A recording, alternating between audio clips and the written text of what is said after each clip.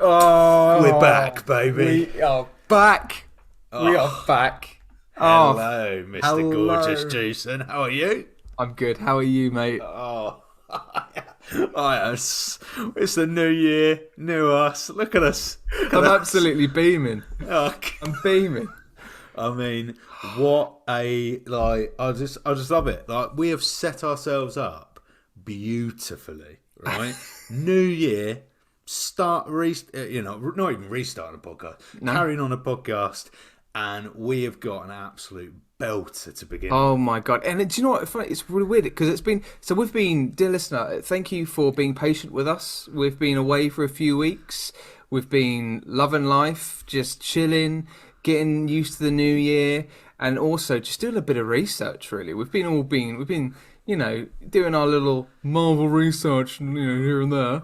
But it's just nice. It feels fresh. This feels fresh. Do you know what's helped me with my Marvel research? What? Go on.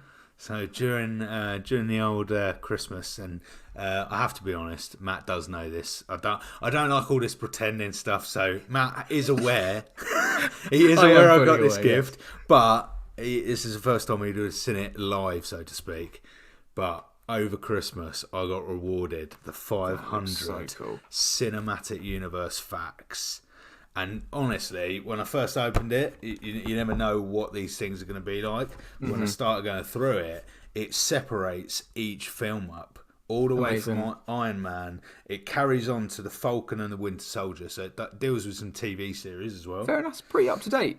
Yeah, and it's not too bad at all. So, but obviously we are page 79. Do you know what page 79 is? I think I do, my friend, because if you are new, dear listener, we are Don't Be a Hero podcast, and we are currently going through every single Marvel movie and TV show from the date of release.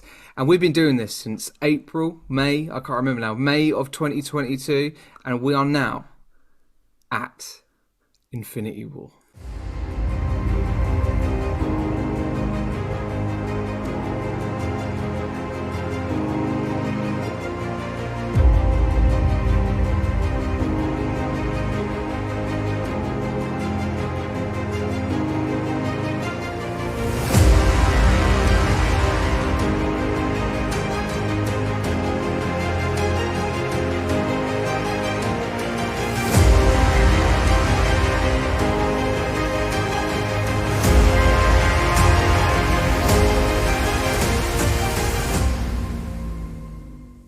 Oh my god! Here we go. Honestly, it if there was ever an episode, if there was ever an episode to listen to, if there was ever something, a film to talk about, it's this one. It's this one. It is insane. Oh. So where have we last been? So we've last been in Thor Ragnarok world, right? No, Black Panther was the last one that we did. Yes. Black Panther, but I am right in thinking it's the end of Thor that we begin back with, though, right? Because we're back with Thor on the ship. That's right. It does start. It starts with the end of Thor Ragnarok. That's right. Effectively. Yeah. So we end up with like this. I think these are the words that I will definitely say multiple times about this film. It does not mess around. It goes straight in. Straight at all times for the entire 2.5 hour journey. Yeah. At all, just straight in. There's no Literally. messing around. Literally. I mean, before we kick in immediately, start talking about the movie, dear listener, sit back. I hope you're well. Happy New Year to you. Just sit back and have a little listen about this because, also throughout the episode, we have got comments from other podcasters as well. We reached out through our social media platforms on getting comments about Infinity War because, again, the whole reason why we're doing this is it gives us an opportunity to talk about how it felt the first time when we watched it compared to how we watched it, recently. And when we talk about it and sort of compare and contrast. And one of the questions I asked was, how did it feel the first time going into the cinema and watching Infinity War? And, what were the accounts around that? So we've got some stories to share from other podcasters, which is exciting to tell. So we'll do that later on. But yeah, can we do some tomato eater before we go into the summary? Oh, mate, it has been too long, mate. It's been too long. I have not had, not even thought about bringing it up. You really haven't. No, absolutely not. That is here it is though. So tomato meter. You want to go straight in with a rating? I do, yeah. Go on. Hit me. If this isn't a good I'll tell you what. I am surprised at the rating. Really? Yeah. This is nowhere near as high as I would have put it. So the tomato meter, so the official rating, 85%. What? I know, and we've seen some really high ones right in the past. So 85%. That's surprisingly low. Very surprising. No, almost annoyingly low. It's if you compared it to any other film, then no, it's not low. But Infinity War, this film, which is just pure platinum prestige, like it's just off the rails, right? 85%. But even the audience score, they're hitting us with a 92% audience score.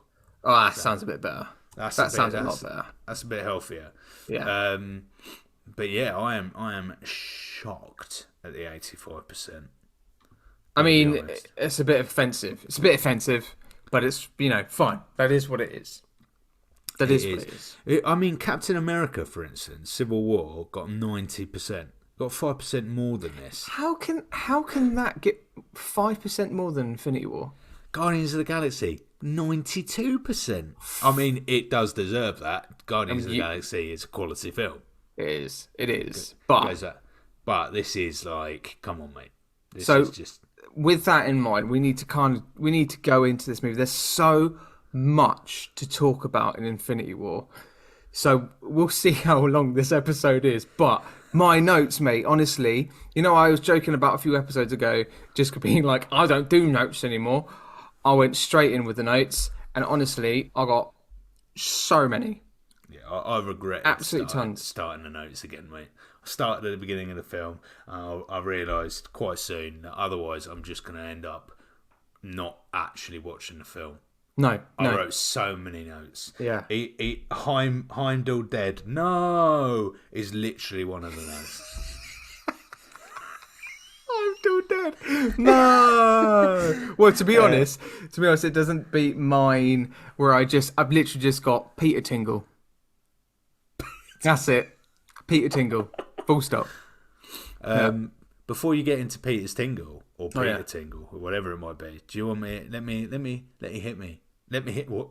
You hit me. Yeah, you hit me, Forrest. It's been too long. I'll hit you with the synopsis. You ready for this? I'm so ready. Let's go. Iron Man, Thor, the Hulk, and the rest of the Avengers unite to battle their most powerful enemy yet, the evil Thanos. On a mission to collect all 6 Infinity Stones, Thanos plans to use the artifacts to inflict his twisted will on reality. The fate of the planet and existence itself has never been more uncertain, as everything the Avengers have fought for has led up to this moment. That, I gotta say, whoever's wrote that is... I got to say, this is what, 33, 34, episode 33, 34? I don't know. But that has got to be the best summary read you have ever delivered, my friend. Oh, thank you so I'm going to stand up. I'm sorry. You deserve that. Oh, you're far too kind. You're far too kind. It's, oh my god, mate, what it is. There was something in it actually that made me think, oh my god, yeah. Infinity Stones, right? So are we going straight in now? I think we're gonna talk about to. Otherwise we will be here until tomorrow. But straight away. One of my favourite things about this film is it does such a good a job of explaining itself. Yeah. Now, and what I mean by that is we've gone through many Marvel films that kind of rely on the viewer to go, right, we think that you've watched the last couple of films, or we think you know this character enough, where we don't have to re-explain anything, like almost anything, right? Yeah. And sometimes that can be detrimental to the film, where you're just like, I think there was, I can't remember, Ant-Man maybe? There was one film where there was so much to like, so much science to unpack that you were like, I cannot remember what on earth it was trying to achieve. This, like, we go straight in, right, what are the stones? At each point he goes, right, okay, that's the time stone. We see the time stone in action, right? He's got the strength stone, right? Power stone, we see that in action. Every occasion it really spells it out. That, for me, is winning formula. That, and I'm totally 100% with you on that, because what it does, then it becomes a super accessible movie for somebody that maybe haven't seen some of the movies, maybe hadn't seen any of them. I think you can still watch this. I'd be really interested, actually. I've never met anybody who hasn't seen any Marvel movie and has only seen Infinity War, and I'd be interested to know how that is and how they can see the story. But I'm with you on that. I think it is accessible for anybody to be able to pick up and just to enjoy the movie, because, like we were just saying, it kicks off with an absolute whack in the dick. Like, it really does. Like, there's no better way to describe that. Yeah. But it does. Like, so we start with Thor after Ragnarok. The Asgard is gone. We've got his people are now just on a ship. They're refugees. They've left their land, right? And then Thanos comes and occupies the ship, takes out half of everybody. Oh, and in there there's an Easter egg in the first initial shots where you can see Korg's ship with Valkyrie flee to go to New Asgard. I like it. There's a little shot. I think it's a wide shot, and you can see a little ship on the far right hand corner of where you see Asgard. I don't know what the name of the Asgard ship is, but you can see it go away, fly into the distance as they're being everyone's being murdered. But it starts with bloodshed. It starts with bloodshed all over the shot. People getting stabbed. You've got Thor. When you think of Thor, you think of this confident, almost cocky and arrogant hero that has never failed, that has always delivered. And you see him in the first 5 minutes of this movie at his weakest and most vulnerable point. Yeah. All right, and then you got the death of Loki. You've got the fact that, and there's this first moment where Loki, you can easily see in Tom Hiddleston's performance, he's weighing up, what do I do here? What are my options? How am I going to, one, protect myself, but also you can see he wants to protect his brother as well. Yeah. And I think, because this is this Loki's first time of encountering Thanos? I think it is, right? Yeah. He's never encountered Thanos, so he's not going to know how. I think it is, right. He has Thanos. We haven't seen Thanos and Loki, so you can kind of see that bargaining going on with Loki, like you say, in terms of how does he play this. He's never encountered Thanos. He doesn't know, can he be his mischievous self and get away with it? Can he? Because initially he's like kind of on side with Thanos, right? Yeah. And I genuinely do believe there is, like, for the first couple of moments he was thinking, I can easily get on board, like, but almost be his apprentice, and then later, much later down the line, I will then, fuck him over. Whereas instantly he realises, this is well beyond me. Like, even I can't make this, I can't make this go any longer than, right now. So then he reveals effects. Exactly, and he kind of, I think you can see he was trying to protect his brother first and foremost. And then his action of going, acting like he was yielding to Thanos, saying, "Look, you need a guide for Earth. Let me help you." And then he goes to stab him in the throat, and obviously it just goes pear shaped, and he ends up getting snapped like a twig. You see that from that moment, Loki righted all his wrongs. Do you know what I mean? There was a redemption story that was completed in that moment from Loki. Yeah. And then the fact that you're killing an audience favorite in the first 5 minutes is horrendously brave. Yeah, yeah. And I remember that in the cinema. That was a massive moment in the cinema. Yeah. People audible gasps, audible, anger, and 95% of it all because of how I've described it. Thanos' assistant, who I've been trying to look whilst you've been talking, trying to look for his name. I can't find his name. But Thanos' assistant, who looks like Voldemort, Completely lifted, right?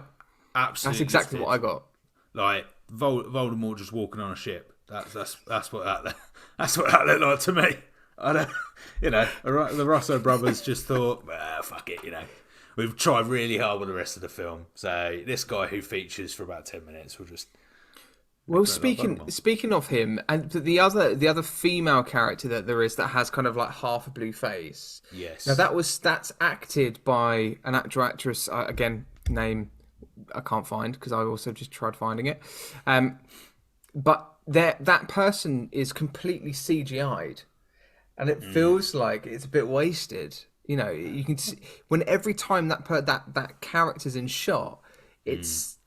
There's I'm not going to immediately go into a gripe.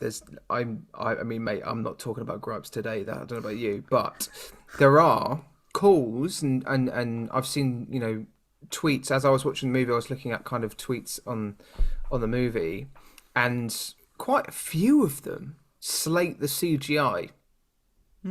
Quite a few of them say that the Infinity War is the worst CGI out of the MCU. Okay. Yeah, I think for me, as Mr. Pauper who just goes and watches films and enjoys them, I think for me the CGI has got to be She-Hulk bad before I will recognise that there is some shoddy CGI at play. Yeah, I didn't really get that from that. I mean, I saw certain moments. One was definitely that character, and there was another moment where you had Iron Man and Spider-Man in the ship when they were in their nanosuits. You can very clearly see just the top half of their head is them, and then everything below is CGI, and you can see the crease quite clearly around their necks. And in a kind of like a wide shot, but it gets better as they get closer in. But I think maybe there was moments where they had to go straight into production, and then they kind of ran out of time with certain. And again, when you think of the magnitude of this movie, the amount of footage they must have had as well, with all these characters. Absolute colossal amount of footage, and the amount of reshots that would have had to been done right at the last minute, and all sorts. I don't think anything's quite as bad so far from our MCU run as I believe it was Captain America: Civil War, which begins with an Avengers fight in the Alps, and you remember that in the snow, and it literally is the worst CGI we've encountered so far. It just looks like some computer spam. Basically, they've just spammed a load of figures on some snow. Spammed a load of that. Yeah. Spamming it everywhere.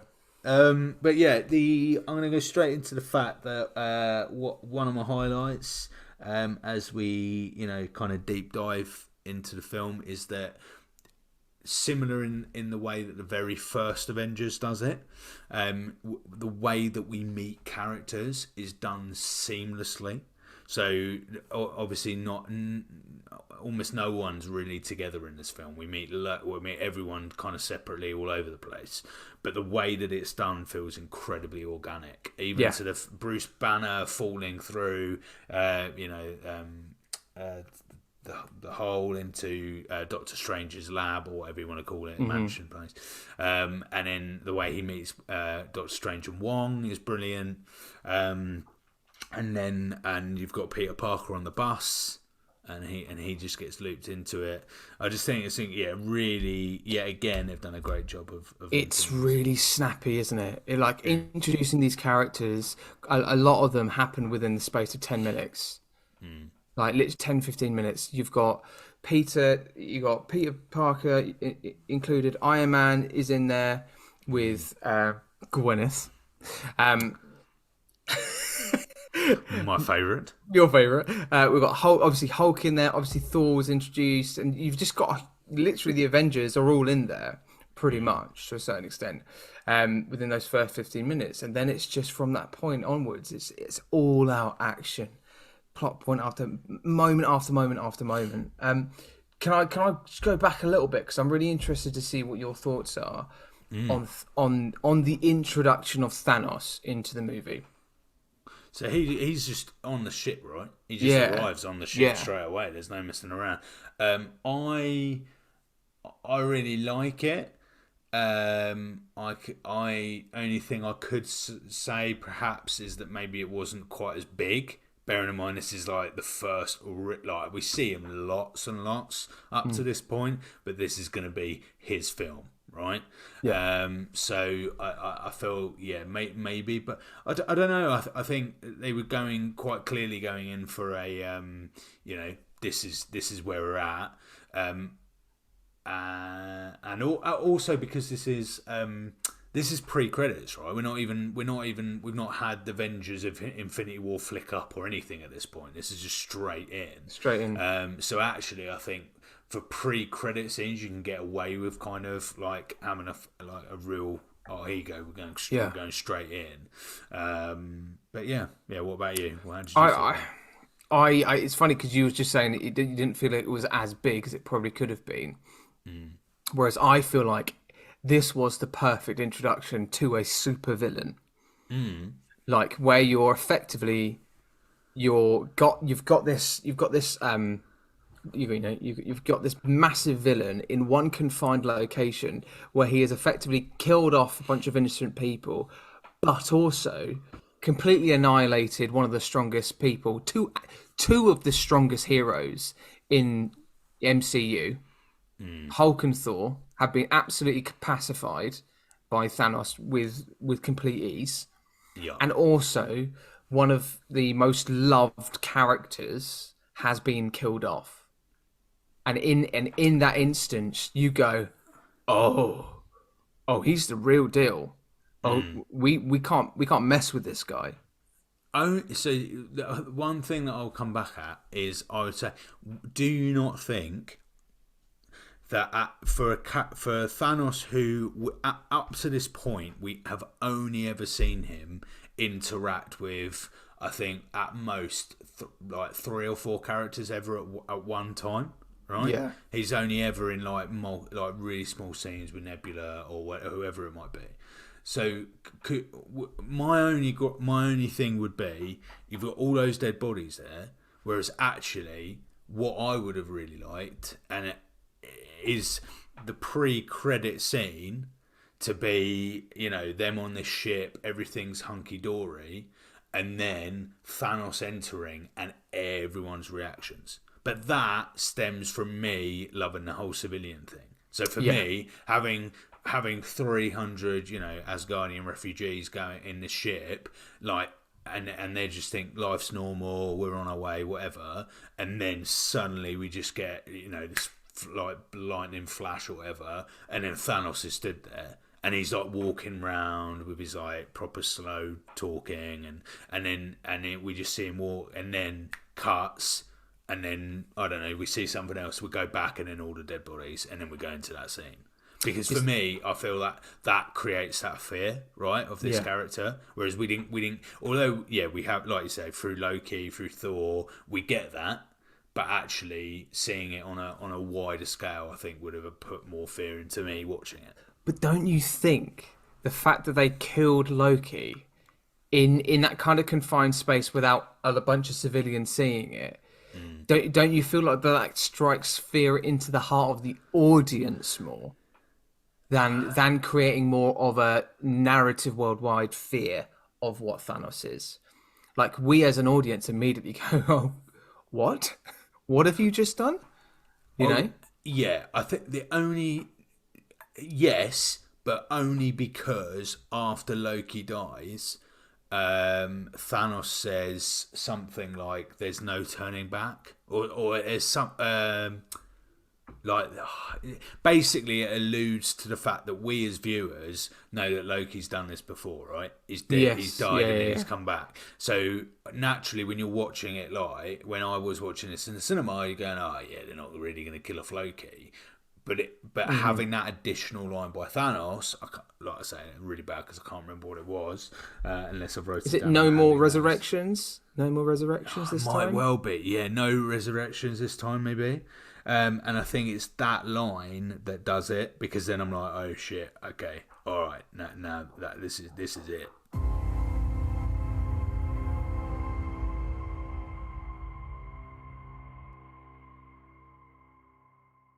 Going back to the citizens, I know you love the citizens so much, Forrest. You know I Obviously, do, mate. I love a citizen since scene. since day one, all Forrest has cared about was the well-being of all the citizens of New York. Blah blah blah.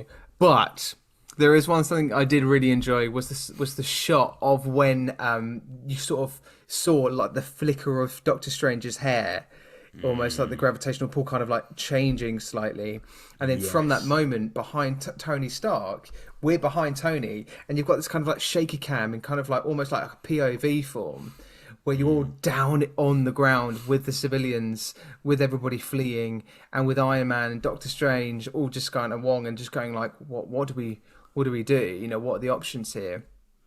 I think that gave a really lovely, realistic approach to the stakes of what's at play here. You know, Yeah, 100%, 100%. And I think that how that was so good is why I think Thanos at the beginning of the film, it would have been, I don't know, just that those Asgardians would have been sick, because yeah, there was oh yeah, just the 100%. fear on their faces, because they've never seen anything like Thanos, right? They've No. never encountered Thanos. But yeah, that was In that insane.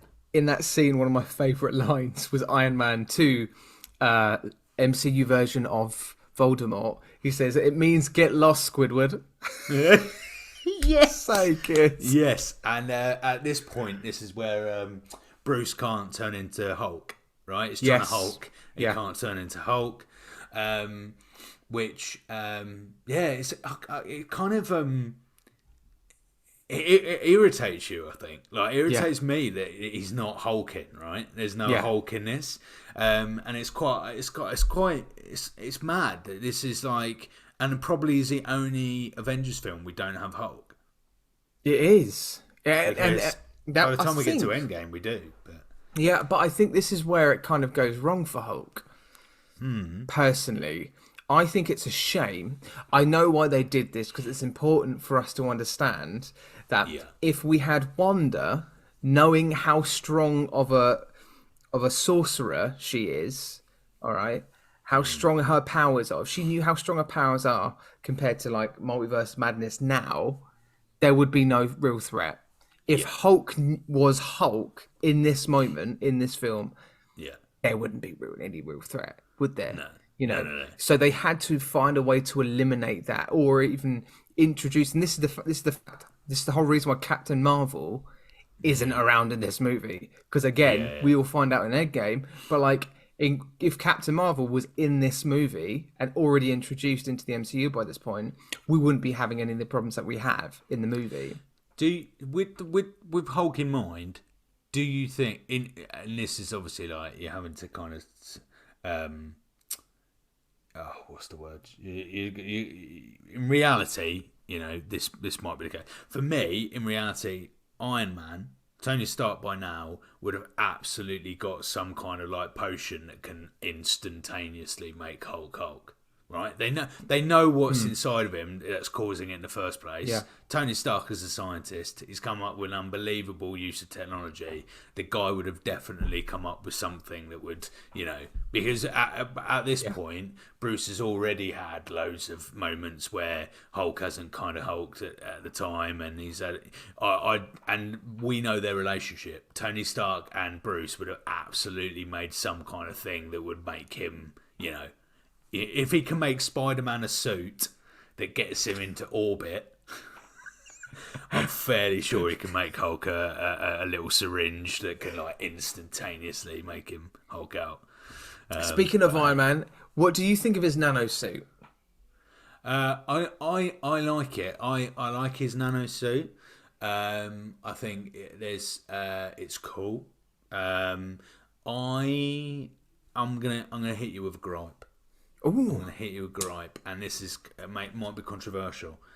I don't know. I think Iron Man / Tony Stark is the weakest part of this movie. Oh, that was not what I was expecting you to say. Yeah. So, and by that I mean, I don't think Robert Downey Jr. has like made it weak. I don't think the writing of Tony Stark is necessarily good in this film. Oh, please elaborate. I'm genuinely interested. His entire like charisma's gone, right? So we had because where are we at? We've had Iron Man 3, where he's like proper like, oh, I'm down in the dumps, life is shit.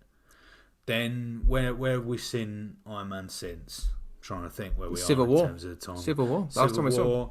Civil War. So he's got a bit of his punch back, because ultimately, like, he had to form his own troop. He's got Spider-Man on board, right? So he's not down in the gloom as much, right? He knows he's not at best pals with Captain America right now, but apart from that, we're all good.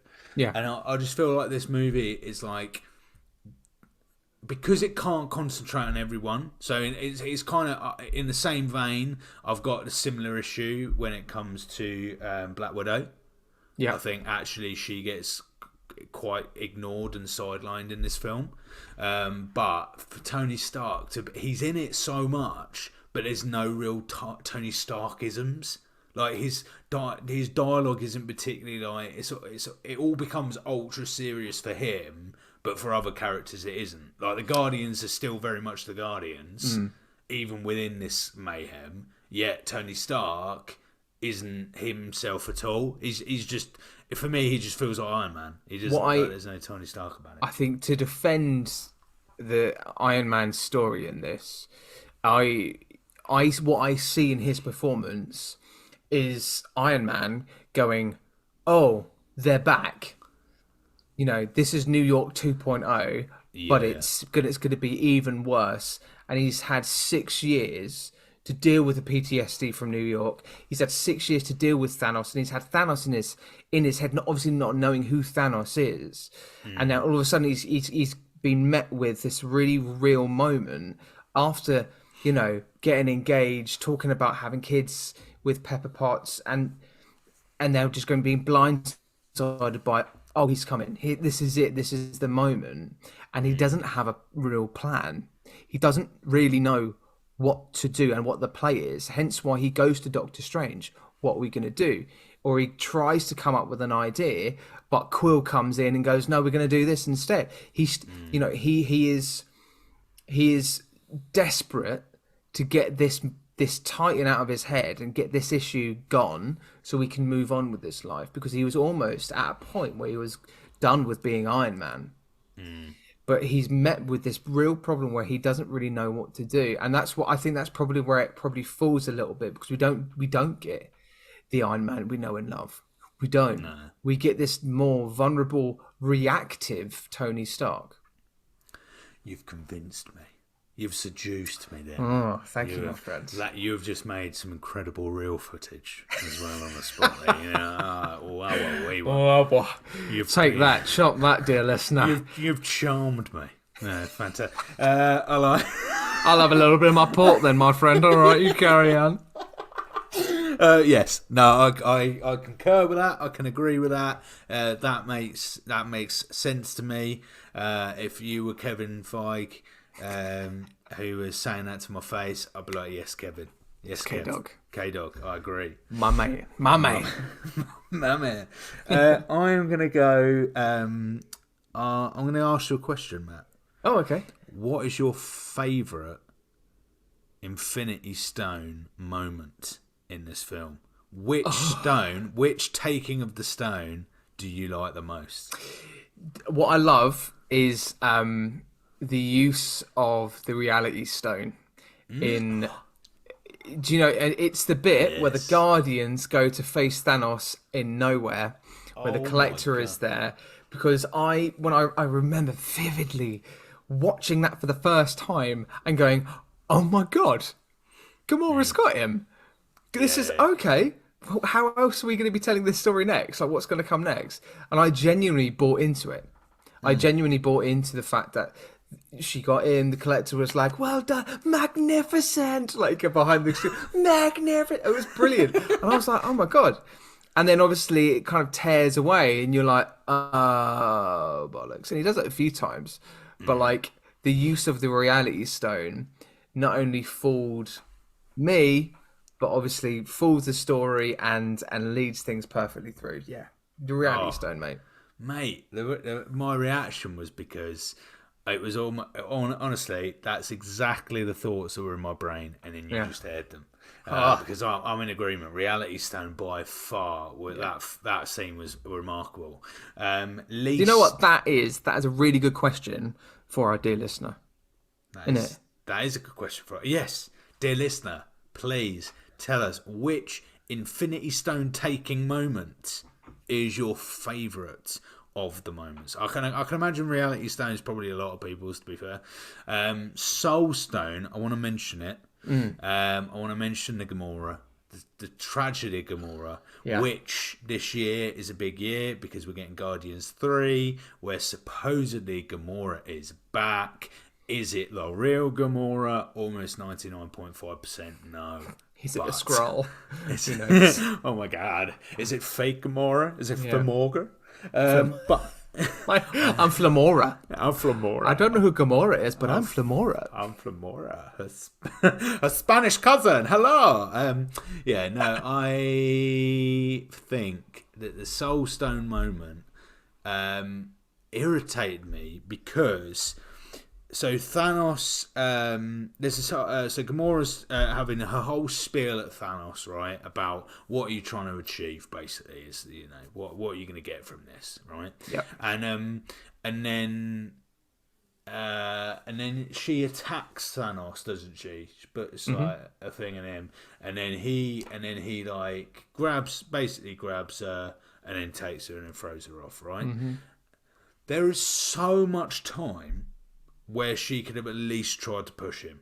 Now, of course, if she tried to push him, he's huge. He's not a gonna big dude. He's a movable object. However, at the knowing that she's going to die, right? There's probably no way where she's not going to die. Yeah. At the very least, she could try and sacrifice herself, right, by taking him with her.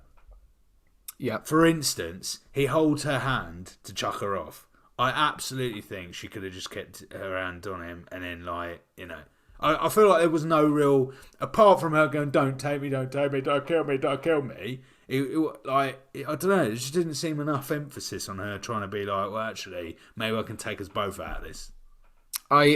Yeah. It's a weird moment, that's for sure, in the movie, where you kind of almost don't believe it, but it does happen in front of you, and by the time you're at the end of the movie, you're like, oh, she is dead. Yeah. Like again, there was a moment for me where I was like, I don't know, we're gonna have some sort of reality stone, soul stone situation. I don't know, although we're gonna turn back time and she'd be back.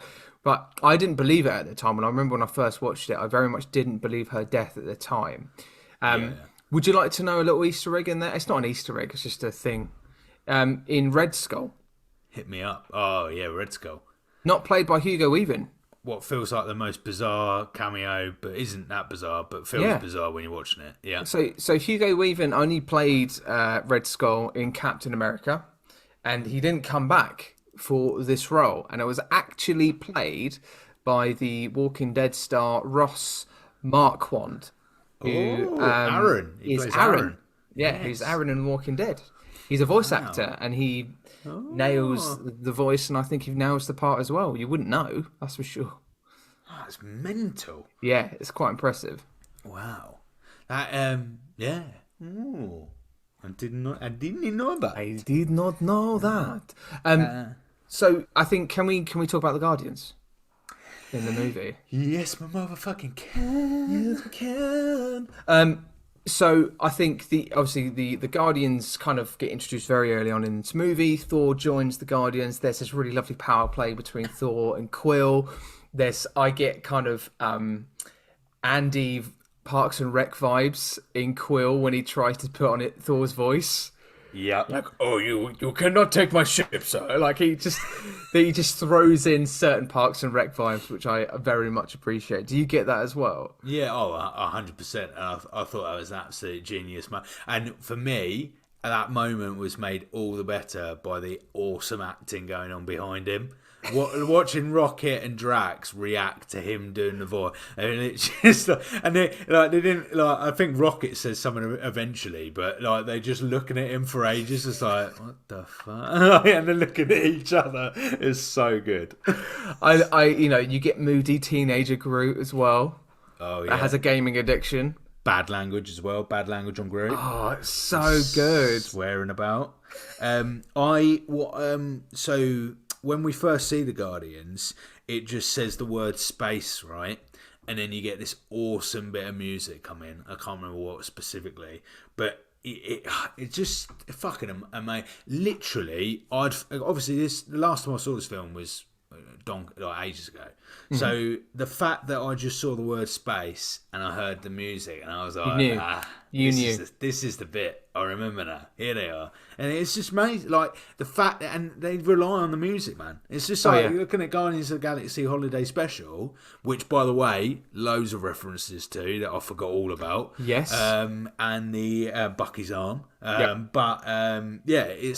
the fact that they can just play that bit of music, boom, straight in. Loving it. I think the growth of Mantis in the movie, and I didn't realize how involved she actually was. I agree, and I 100% agree with that. I did not. Yeah. She's so funny. Again, just the comedy. There's some really funny moments with Mantis and Drax, and obviously when Drax pretends to be invisible, you've got that brilliant, famous comedy scene. And again, Dave Bautista as Drax does brilliantly in this film for comic relief. And I know recently he's revealed that he's done with Drax, and he thinks that he doesn't want to do Drax anymore because it's not as serious and it's too comedic, and he doesn't want Drax to be his legacy, and he wants to go on and do some more serious things. Now, I think that does a disservice, personally, in my view, to the stuff that he's achieved with that role. Oh, come on, Matt, mate. You don't seriously believe any of the words. The only reason he's done that is because, and I strongly believe this, is that James Gunn, not knowing James Gunn, I wish I fucking knew James Gunn, but knowing good old James, me and J Dog go way back, but no, we all know collectively the type of person James Gunn is and the work that he does.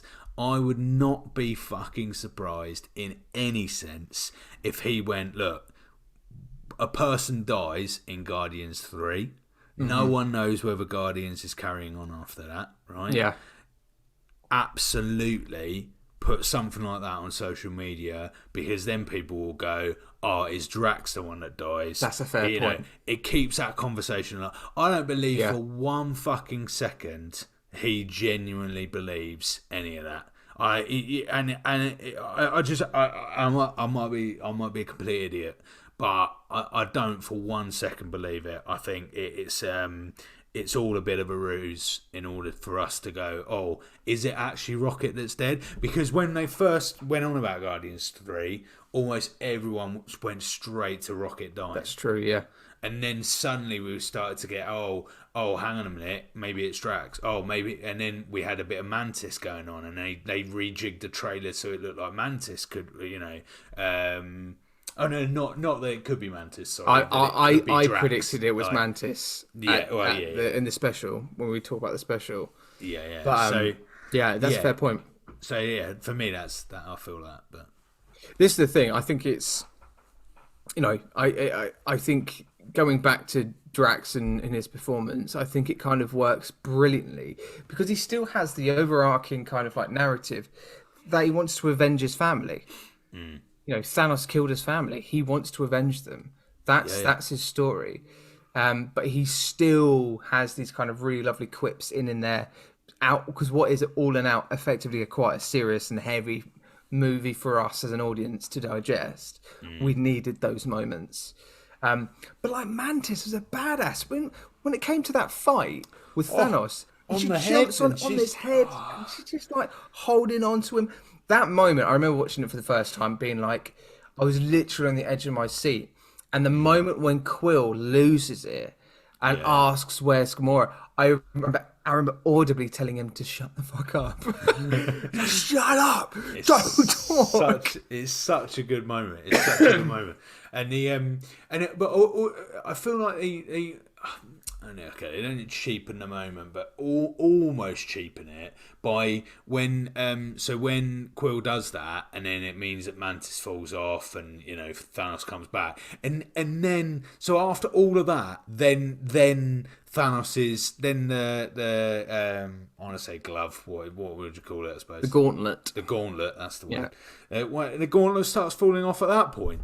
I'm like, what the fuck? We know he's become awake, so we already know the gauntlet wasn't gone before that, so it's certainly not going to go now. So why now have a shot of it coming off? If it was, surely you would have wanted to see that before Quill starts doing what he's doing, because you're like, oh my god, they're so close, and then Quill does it. Like the fact, I just felt like they edited that a little bit weird for me, where it was like Quill did the thing, which means Thanos is awake, which naturally you're like, right, okay, Thanos is back, so it doesn't matter if the gauntlet was slightly loose at that point, Thanos would get it back in 5 seconds anyway. So I was like, it needed to be before Quill, so you were even angrier at Quill because you were like, oh, they were so close. And classic Guardians fucked it up. I liked the fight sequence when they were fighting on Titan. I think there was a clever bit of narrative telling in terms of throwing in these characters that I've never met before to fight together and to communicate through their fighting like they're the Avengers, but they're not. So because it goes all tits up, it's probably because then, what I get is like they're not the Avengers. This isn't the Avengers fighting. This is, Iron Man, Peter Parker with the Guardians and Doctor Strange fighting Thanos. There's no real communication that's really happening there. They have an idea of how they're going to do it. And as they were doing it, somebody goes rogue and it goes sideways. Yeah. If it was the Avengers doing it, it probably would have been a little bit more strategic. It would have been different. There would have been more kind of like Cap. This is why Cap and Iron Man, the dynamic with them as the Avengers, becomes a really, really important, integral part of Endgame as we go forward. I think that you've leaned lovely there, Matt, into what I believe we should talk about next, which is we've talked a lot about these characters, but we then go to the land of Wakanda. We do. It's the music. It's just brilliant.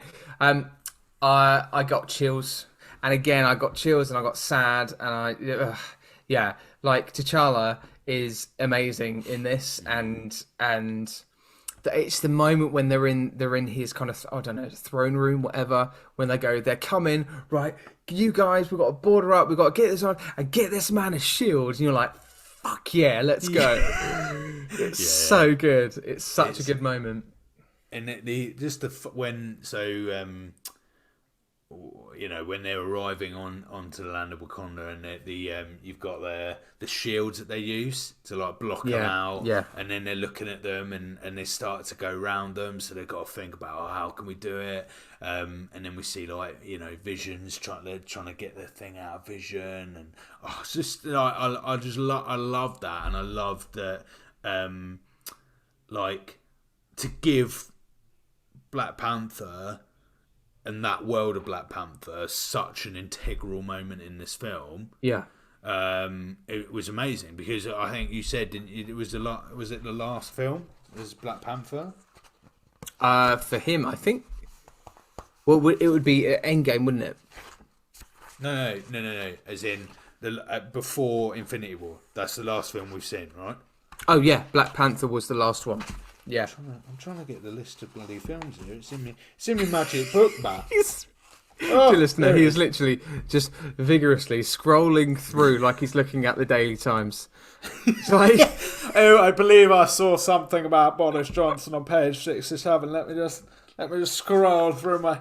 Oh yeah. It's the toast on, sweetheart. Yeah, lovely, fantastic. Yeah, that was literally. So, Grandad, tell us, what's the timeline? What was the previous movie? Yes, I believe it. So it was Black Panther, and before that we had Thor Ragnarok. So we've literally been introduced to the world of Black Panther, Wakanda, right? And they've got such a pivotal role in this film. I think that's fantastic that world is brought in straight away. And like Captain America's there, Black Widow's there. We get the Captain America camp, I suppose, if you will. Yeah.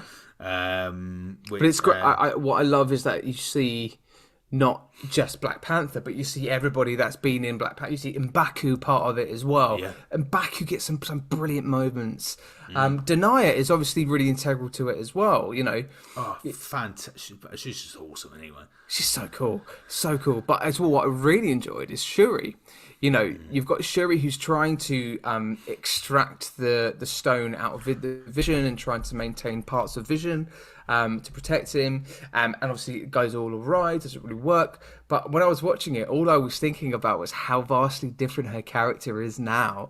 Obviously with things happening untimely, but like it's her character development, when you really think about it, has got to be one of the biggest changes, the biggest shifts in MCU, going from this tech head to then becoming Black Panther in Wakanda Forever. I thought there were some really good moments across the board for all of those Black Panther characters that were in there.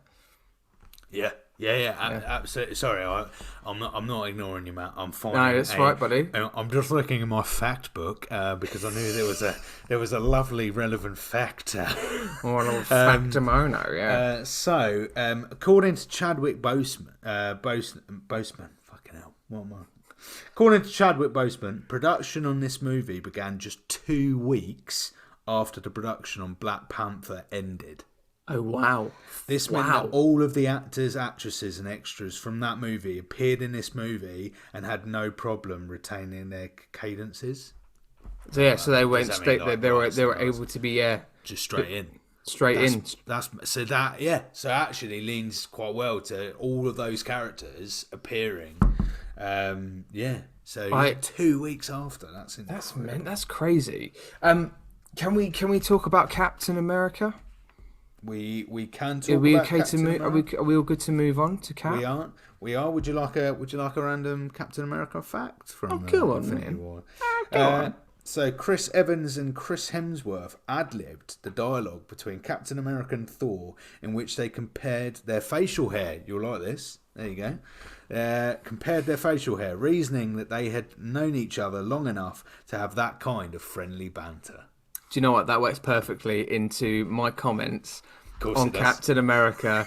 His beard is on point, my man. It is looking good. He honestly, when he arrives when we have Vision and Wanda who are kind of effectively eloping, they're away, they're hiding away in Edinburgh, and in the train station you see just a silhouetted Captain America just oh my god, hunky as hell. Oh, mum, what? He's got long hair. He's got some sort of like like lighted trims on top of his hair. It's amazing. His beard. Oh my god.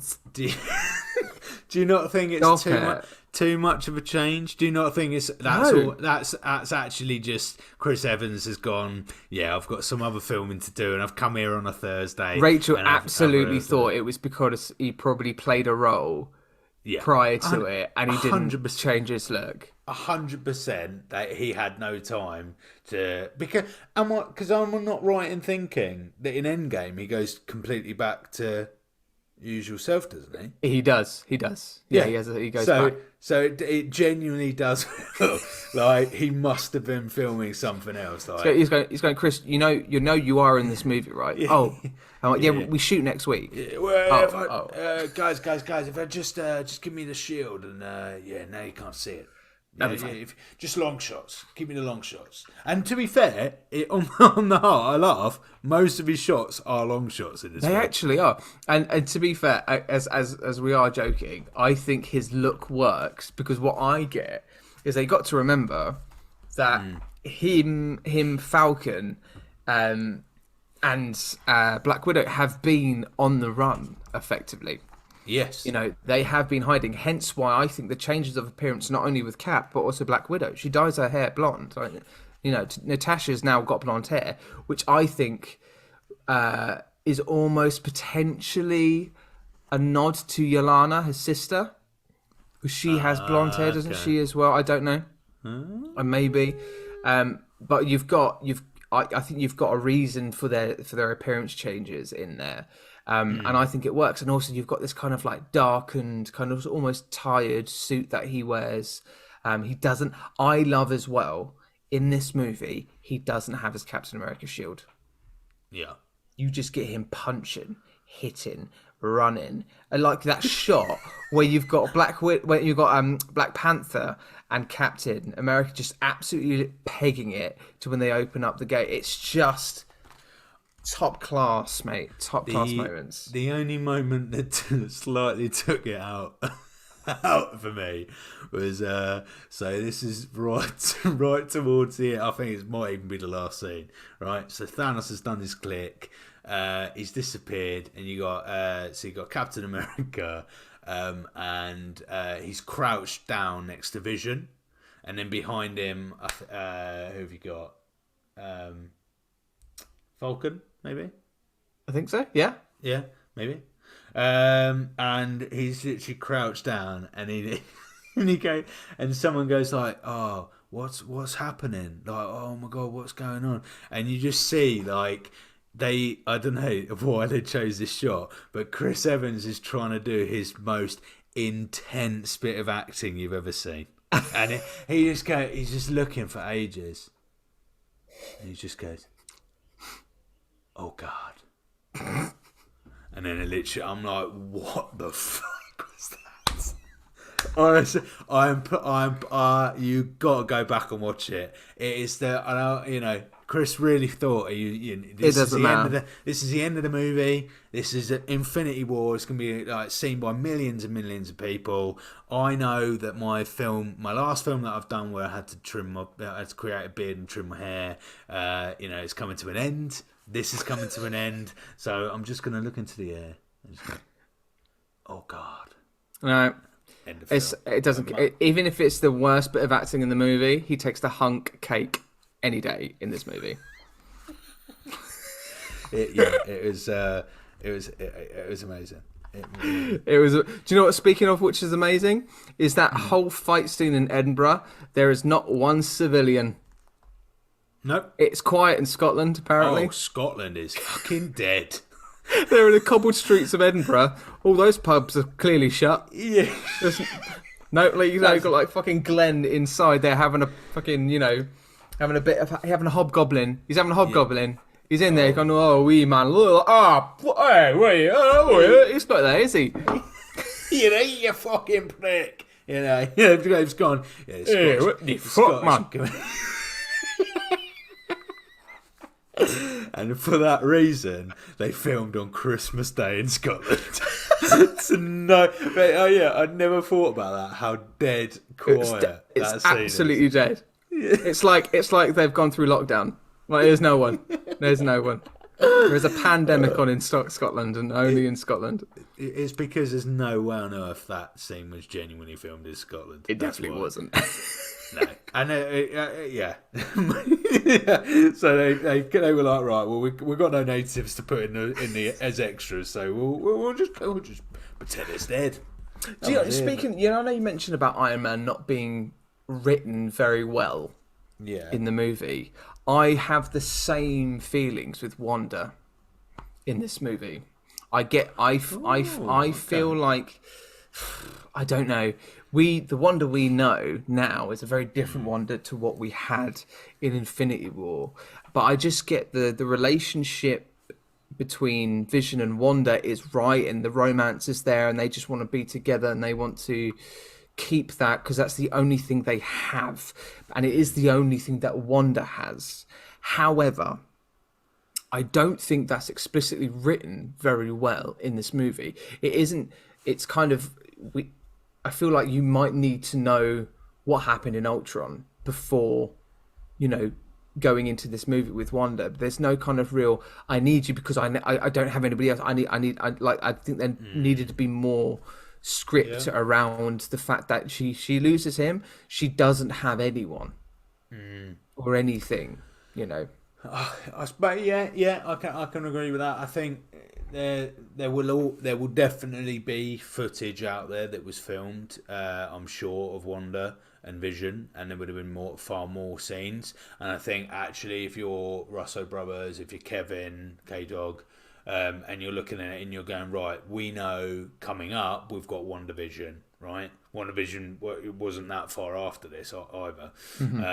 So I think actually WandaVision did what it needed to for her arc, and I think actually the first scenes that are going to be cut are going to be those, because they're going to go, right, who are we not focusing on necessarily after this film, and I feel so. I agree, but I think that actually she was quite that was the easiest character to kind of rid yourself of. I would argue. That's true. I agree. Yeah.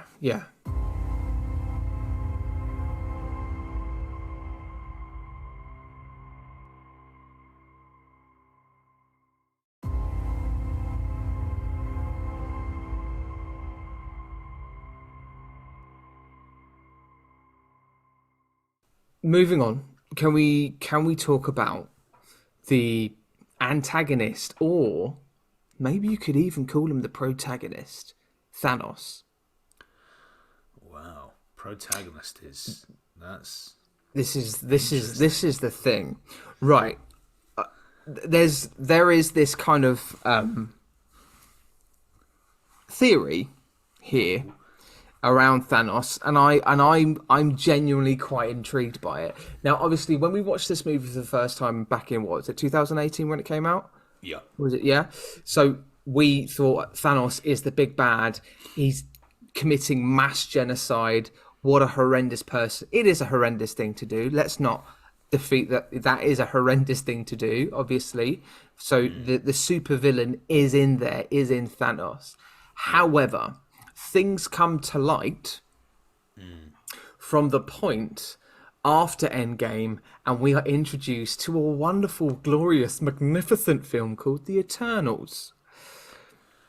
That introduces the Eternals, that introduces the Deviants, that introduces a little bit more detail into Titans as well, and what they are, why they're there, and the Celestials, right? So every planet has this a Celestial, okay, on their planet, and when this planet reaches a certain population and gets to it, and when it gets too big, then it creates something called the emergence, and this is all laid out in Eternals, right? And we'll talk about it when we unfortunately get to it.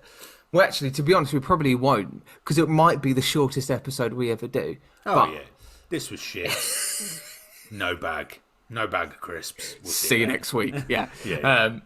But like, we find out that these emergencies are caused because of an overpopulation, and it feeds the power of the Celestial, who then destroys the planet and then moves on to another one. Right? Yeah. Now, Thanos, the Titan Thanos, has heard of this and tries to stop this from happening by killing half of every population on each planet in the multiverse, in the universe. All right, not the multiverse. I don't think it's a really. I don't know if Thanos is aware of what the multiverse is at this point. I don't know. But so that's his role. He sees what he's doing is a service Yeah. for the betterment of every planet he goes and effectively commits mass genocide and takes out 50% of the population. There's also the argument that Thanos doesn't discriminate, because he does say in Infinity War he will kill any rich, poor, whoever. He doesn't care who they are, as long as it's 50%. Then we've done our job. No, he's just a prick. But it's not what he's doing to protect the future endeavors of that planet, because he does explain it to Gamora.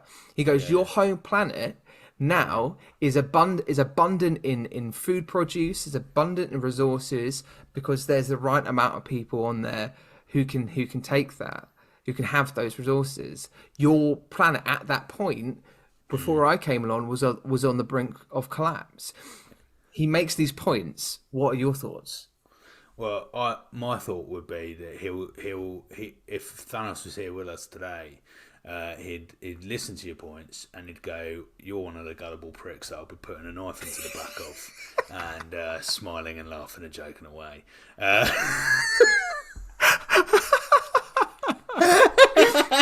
Just like, okay, Thanos. My bad. It's an interesting one, isn't it? It is, but is it? Because ultimately, so what, right? Yeah. Why would he give a shit about that? Even if that's what he could achieve from it, and even if that's, he wants to keep the the universe, whatever, blah blah blah.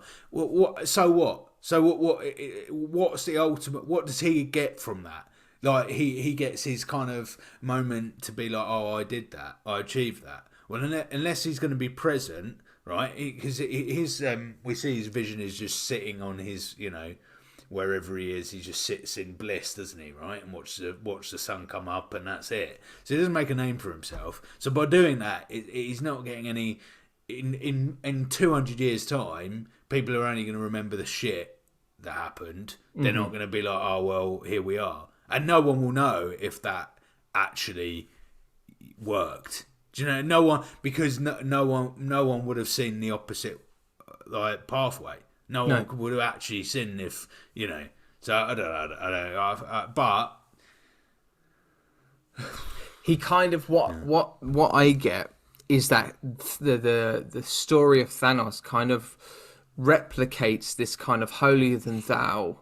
He almost, because he was, before Infinity War, he was this conqueror, wasn't he? He starts with all this armor, right? He's got his helmet. Well, I'm fucking Thanos, I'm here. The conqueror Thanos. And then he takes it all off the moment he gets that first Infinity Stone on his gauntlet, because that's all he needs. That's the power that he wants to have and bestow. And that's his...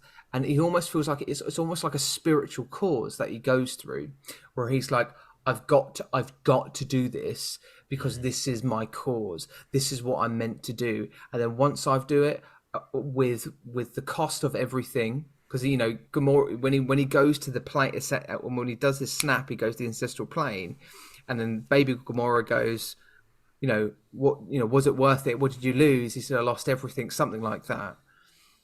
You get this kind of feeling that he's trying to do is find this inner peace, but he's doing it from a kind of martyrdom, Yeah.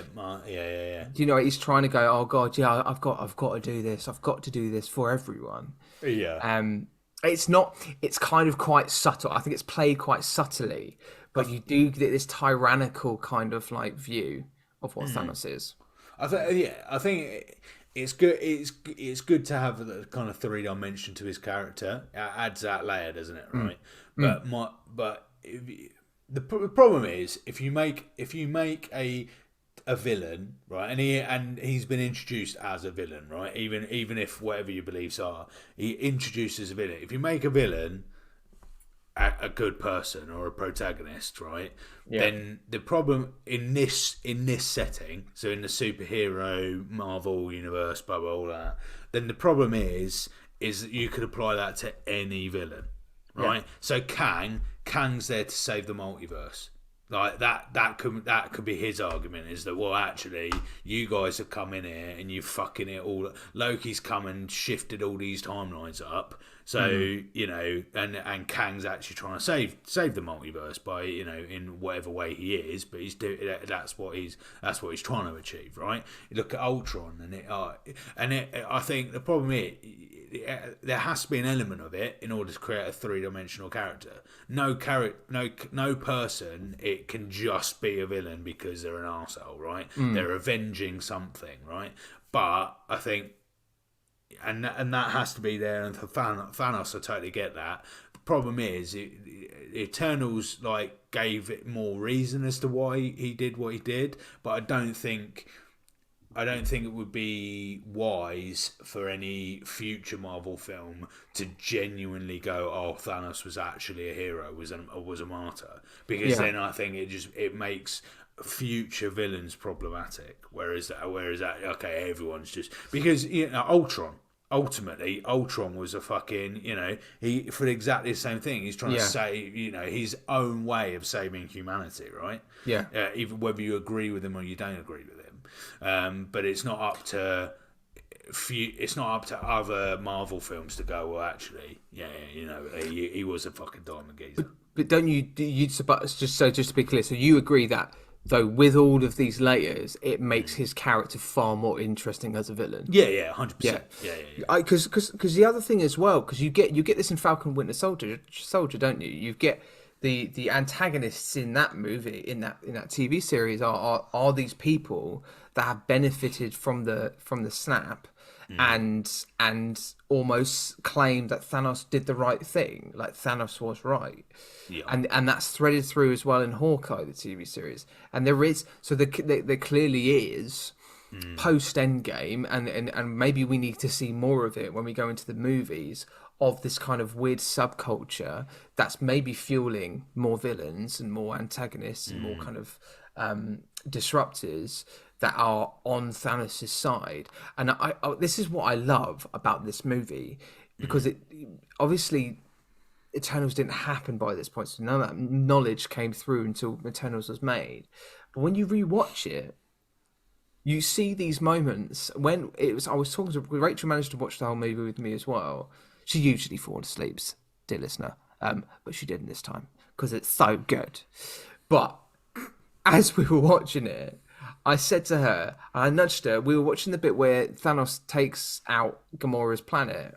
Oh yeah. Lines them up, and there's something obviously really horribly reminiscent, you know, around Hitler and Nazi, and just the fact that kind of division. That's the kind of references I got from that moment, which I thought, I don't know whether that was intended in there or not, but that's what I kind of got from it. I'm sure it was. Yeah. But when he kind of asks her to turn away and he gives her that knife and he goes, "Look, this is balance," there's something really tender and almost kind of convincing from Thanos about going, "Look, no, I do actually care about you. I'm going to take care of you." And you almost believe that. And so he does clearly has, you know, he recruits his children, and, you know, there's something really tyrannical and something very cult-like around it, which is very reminiscent. I think it brings the weight of the character of Thanos so brilliantly. And this is why I'm going to say this right now. I don't think we'll ever get a villain as good as Thanos in the MCU. I don't doubt for a second that Kang is going to be great, but in no way are we going to have this amount of complexity from a supervillain. Yeah. I can 100% agree. I agree. Although I think one of the things that gave Thanos the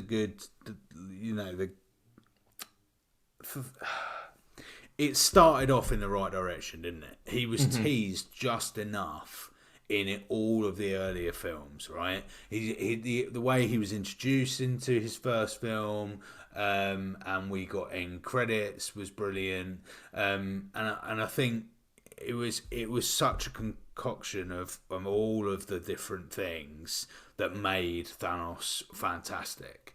I don't necessarily. Josh Brolin, absolutely amazing job. But I don't. I think whoever did it, as long as it were were good actors, I think a lot of people could have pulled that character off.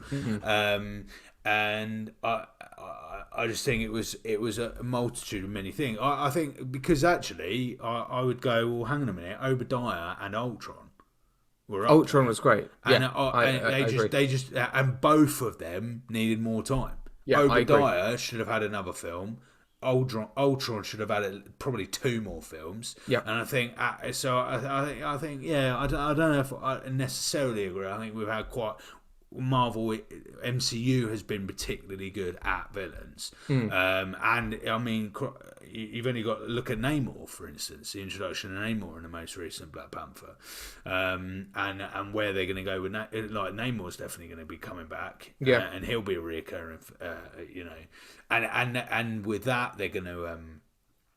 With Namor, will that be a similar thing to Thanos in the sense that, is he going to arrive a villain but actually be, turn out to be a protagonist and a positive change for the Avengers? So this is the thing. I hope. I mean, I would hope that we're going to get an amazing villain as much as we got from Thanos in other ones. And I think you're right. I think we're getting there. I think Namor is particularly one villain that a lot of audiences, and we've discussed this as well, who are very, very excited about. And obviously Kang for obvious reasons as well. But again, there's still a lot to understand and to learn on who Kang is. And we'll get that with Ant-Man and Quantumania. I think, I wonder with Kang, for me, I feel like the problem with Kang is that it's not an issue with the character; it's an issue with how he's used or what he is. So I think the issue basically is the multiverse. I think we got the multiverse way too early on. So it feels like the multiverse has been going on and on and on already. And we've not even touched the sides, right? Whereas at least with the Infinity Stones, they were very much alluded to, and it's been an ongoing thing, for the whole time. But it hasn't been central to so many films. Whereas multiverse of madness, for fuck's sake, we've had even before that we were introduced to the multiverse, and I feel like that hasn't helped Kang to develop because we already has so much of it. So by the time we get into Ant-Man, I personally feel like I'm kind of already done with it. I know what it is, what it has to offer. I'm actually like, okay, well, what else is there already? And we've not even begun the journey. No, so true. And I think that's the issue. I think they started well too early. They kind of released from the traps too early. There needed to be a few films in between that completely went in different directions. Like just had fun for a phase, and then brought it back into the multiverse. Are you happy to start thinking about putting a rating on this colossal movie? Are there any other points? Any favourite performances from the Infinity War? Favourite performance. There's a couple of favourite performances, but I would say I'm looking at my book. I'm looking at all the characters. I'm sorry. I am not having a weekly dose of you just flicking through paper. It'll become like an ASMR moment for you, Forrest. We might have to put it as a feature. Forrest flicks through his book. Flicks through the book. Who is my favourite character in this? It's bloody hard, you know. Why do you need to look at your book for this? Because there's so many characters in the thing, Matt. Man, there's loads of them. They all appear. And What facts are you gonna dish out when you're just trying to think? I'm looking at the front cover picture. Look, that's all I'm doing. I'm just looking at the front cover. It's like what you're trying to do is you're trying to tell me how happy you are about this present that you got for Christmas. You're like, I've got to use it every week. Okay. No, but it's cool. Would you like another fact? Are you a stakeholder in this book? Are you trying to sell this? Right. Would you like? For the first time in Marvel Cinematic Universe history, Bruce Banner communicates directly with the Incredible Hulk in this film. Oh, there you go. Okay, that's all right. I'll take it back. There we go. Right. So yes, I think my favourite character is it's a toss up between two characters, and it's either Gamora or Thanos. That's nice. I'm surprised by Gamora. I don't think we got enough of Gamora. I think personally, but really. I thought we got lots of Gamora, but I think she was fantastic. Really, she was great. Really good scenes. Like I say, that Reality Stone scene was incredible. I thought, despite my grievances that she didn't try and push a big rock of a man Thanos. I thought the Soul Stone scene was great. But Thanos, what an amazing introduction. Josh Brolin does a great job. We really, there is that three-dimensional view feel to his character. Great. What about yourself? I totally agree. I think Thanos does a brilliant job. We haven't spoken enough actually about Tom Holland's performance as Spider-Man, and actually we haven't spoken about the snap. we haven't actually spoken about that moment, and that moment for me where Spider-Man gets snapped and the I don't want to go.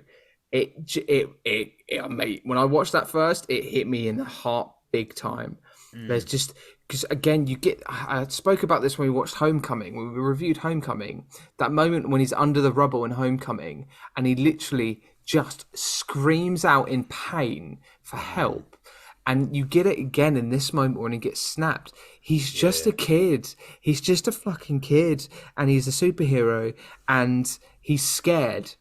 And there's something that he delivers so brilliantly in that moment, and obviously became a huge meme. And also, you get videos of people crying and reacting, and I do actually remember audible gasps at that moment when Tom Holland went. Peter Parker got snapped. So I will give Peter Parker an honourable mention, but it's got to be Thanos. Yeah, and I feel for me, both Tony Stark and Peter Parker. I think there's a lot. I wonder if there's a lot of deleted footage of them in this film. Their scenes didn't really get like. It just didn't feel like their film. I'll be honest. I think and to be honest, they don't really need it. They're both between them. They'd had loads of film time. Even Spider-Man, I know, relatively newly introduced at this point. But Tony Stark had definitely had more than enough airtime with 3 films and God knows how many appearances. Yeah, that's true. So I do get it. For me, I think it's both for their kind of. They're just not in it a lot. So for me, it would be hard to give them. But that scene, like you say, honorary mention that scene, which is fantastic. The snap is mad. I always forget the snap is in this film because it crosses over with Endgame. Yeah, and it happens so quickly. Confuses me. Also, Doctor Strange saying it's the Endgame. Oh, love a bit of that. That's a good moment. Love a bit of We're that. in the end game now, isn't it? In the end game now. It's brilliant. Yeah. But we've still not got to my... mate, I can't wait. I can't wait for Endgame anyway, but the best snap scene is... We haven't seen it yet, but it's Clint's. The pre-credit scene in Endgame is outrageously good. Like... that is might be my all-time It's favorite MCU heartbreaking. moment. And actually, it's heartbreaking. Yeah, we amazing. need to send well wishes to Jeremy Renner as well We in do his indeed. accident. Yeah, snowmobile accident that he had since the last time we've done a podcast. Really, yeah, I it's think it came out horrendous. over the new year, but Yeah, thankfully we've seen some video, like he's posted videos, but some really scary news came out. But yeah. yeah, best rest up, Jeremy, mate. I know you're a keen listener.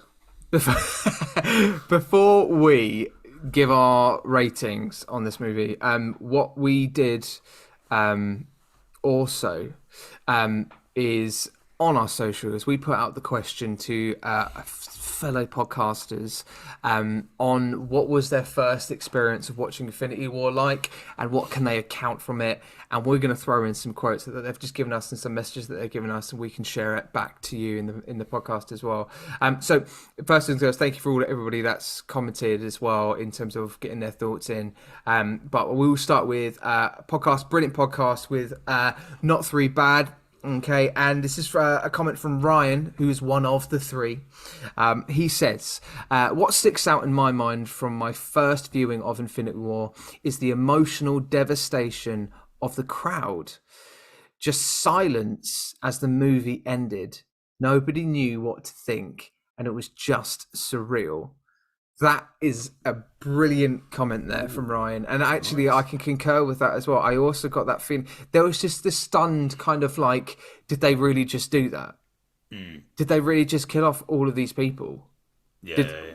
And what's crazy as well, it's like, there's this kind of like feeling of nobody knew what was going to happen next. There was no teasers. There was no hints that this snap was going to happen in any trailers or in any teasers or any spoilers or at all. So it literally came from left field. So that kind of stunned silence I can definitely resonate with. So thank you very much, Not Three Bad. Do check them out, people, and give them a listen, dear listener. That's the words that are meant to come out. There's another one that are from a couple of friends of ours called Earth 894 podcast, which also they do some Marvel stuff as well, and they do some superhero reviews. And this is from Devon and Louis. Devon's account is this: I originally had tickets to a midnight screening of Infinity War, but decided not to go last minute because I had a long trip to drive from the following morning. So I somehow made it to the entire opening weekend without getting anything spoiled, which, to be fair, that is some serious work for me until I got back into town. I went to an evening screening in an IMAX, that's cool, by myself, and I made a new friend with the guy sitting next to me who had already seen the movie. That's dangerous territory there. That is sucking hell. Whoa. The whole time I was drawn into the story and mesmerized by how well everything was flowing together. That's something we haven't mentioned. The flow of this movie is absolutely impeccable. Again, something the Russos are just so good at doing. Nothing felt completely forced, nor was it a cameo movie, like any critics were speculating. I was waiting the whole time for either Tony or Steve Rogers to die. Wow. Ooh. And I honestly thought Stark was done on Titan. Yeah, so when he got stabbed in Titan, that moment you go, oh my god, I think he's died. Little did I know later, it was to come a year later. I think that, what's nice is that you got this moment as well where you're kind of like watching Tony, this kind of like feeling that, okay, is he dead? Is he going to die? And they don't really linger on that very much for obvious reasons, because that's going to come later. But thank you very much, Devin, on that. And this is Louis' account as well. Louis says, I saw Infinity War opening weekend. I was afraid of a guy at work spoiling it. And this is the thing. It's amazing as well. This movie didn't come out too long ago, but like spoilers, even more so than now, are just becoming very difficult to handle with. Whenever a Marvel movie comes out now, I don't know about you, mate, but I'm not on Twitter. You got to avoid Twitter like the plague. Yeah, 100%. Carrying on, it was a matinee show at a small one-room theatre. The place was packed. It was the first Marvel movie my wife actually watched. That's funny because I remember I wasn't this movie. I think it was Endgame. Rachel was pregnant with Thea. And after I watched Endgame, straight away, I went, okay, I've just booked you a ticket. I'm going to drive you to this. It was heavy. She was like almost ready to pop. Wow. I drove her to the cinema. Literally almost pushed her straight outside the cinema. I was like, right, go watch this. I will pick you up outside the cinema. You have to watch this. Oh So, my God. as a Captain America stan, was nothing better than watching him and Black Panther lead the charge in Wakanda. We mentioned that earlier. It is so cool. Other than Thor coming down to save the day, that's true. Actually, when we watched it last night, when Thor comes down with the hammer, when he gets Stormbreaker, that moment is so cool. The movie has the perfect ending. Not a dry eye in the place. Awesome comments there. Thank you so much. Earth894 podcast. Do check them out, people. We've got more, Forrest. Oh, wow. We've got more, mate. We are. I'm loving these stories, man. These are great. We've also got one from the Fan Club podcast as well, and they're a fantastic podcast as well. They're a couple podcasts. Do check them out. And here we go with their account. We both got emotional when certain characters got snapped. I, Sarah, love Groot, so that one got me the most. And Matthew, her other half, loves Spider-Man, so that hit him harder. Likewise with me. Spider-Man was the one. Yes, didn't talk about Groot. We didn't. And Paul Rocket. Oh my God, yeah. Rocket like reaching out for Groot and Groot just disappearing in front of him. Oh, it's actually really sad. And the fact we're going to see a sad route in the third film as well, I think. I'm not ready for this. The people who didn't get blipped were beneficial to the overstory. That's a fair thing to say. I think I agree as well that those that didn't get blipped, whether it might be a narrative development, a character development, they all kind of benefit from those for that 5-year gap. You know, it does take 5 years. We have to remember that it did take 5 years to solve the Thanos problem post snap. My jaw was on the floor when Thanos ripped the stone from Vision's head. Yeah, it's pretty grim. I'm really glad I could then immediately watch Endgame. I had so many feelings, and this is the other thing. We had a little chat after this as well because you know, if you watch this in the cinema, you had a year to wait, year to wait to watch that movie, to watch Endgame and get a completion of the story. So you imagine have to deal with Ant-Man and the Wasp in the meantime. Exactly. Absolute savage material from Marvel there. Completely, it's horrendous, absolutely horrendous. But we've got one more very last comment. I'm loving it.